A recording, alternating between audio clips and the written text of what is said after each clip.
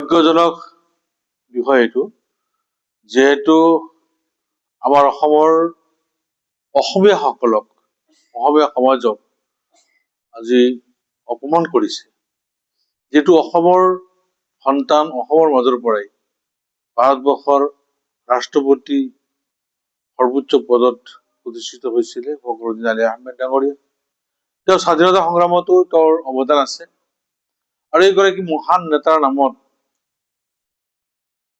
Barpeta medical কলেজখন নামকৰণ কৰি প্ৰতিষ্ঠিত হৈছিলে।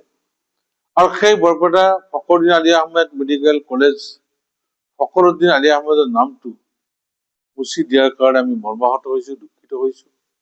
এইটো সম্পূৰ্ণ অগণতান্ত্ৰিক, অসহিষ্ণু আৰু সাম্প্ৰদায়িক বিহবাস্প সিঁচাৰ এটা অপপ্ৰচেষ্টা কৰি আছে। গতিকে ইয়াক আমি ধিক্কাৰ দিছো, তিৰস্কাৰ জনাইছো যে এখন সংবিধান, আমাৰ এখন গণতান্ত্ৰিক দেশৰ নাগৰিকসকলৰ মাজত এনেকুৱা কথা হ'ব নোৱাৰে। যিহেতু ভাৰতবৰ্ষৰ এজন ৰাষ্ট্ৰপতি মানে গোটেই ভাৰতবৰ্ষৰ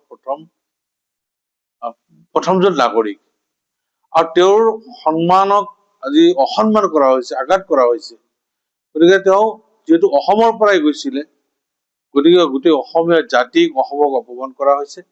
গতিকে ইয়াৰ এটা বিচাৰ হ'ব লাগিব। আৰু মই ভাবো যে আদালতে, গুৱাহাটী হাইকোৰ্টে চবতো কেছ এটা কৰি যিসকলে এই কামটো কৰিছে তেওঁলোকৰ ওপৰত এটা গোচৰ ৰুজু কৰি তদন্ত কৰি এটা বিহিত ব্যৱস্থা ল'ব লাগে। ন্যায় ব্যৱস্থা যদি, ন্যায়পালিকা যদি ঠিকমতে পৰিচালিত নহয়, তেতিয়াহ'লে আমাৰ দেশত শান্তি সম্প্ৰীতি বিনষ্ট হ'ব। গতিকে মই আহ্বান জনাইছো আমাৰ গুৱাহাটী উচ্চ ন্যায়ালয়ক যে তেওঁলোকে চবতো কেছ এটা লৈ তাৰ এটা বিচাৰ কৰে আৰু এনেকে দৃষ্টান্তমূলক শাস্তি দিব লাগে, যে পৰৱৰ্তী সময়ত তেনেকুৱা কোনেও যাতে সাহস নকৰে এনেকুৱা কাম কৰাৰ কাৰণে।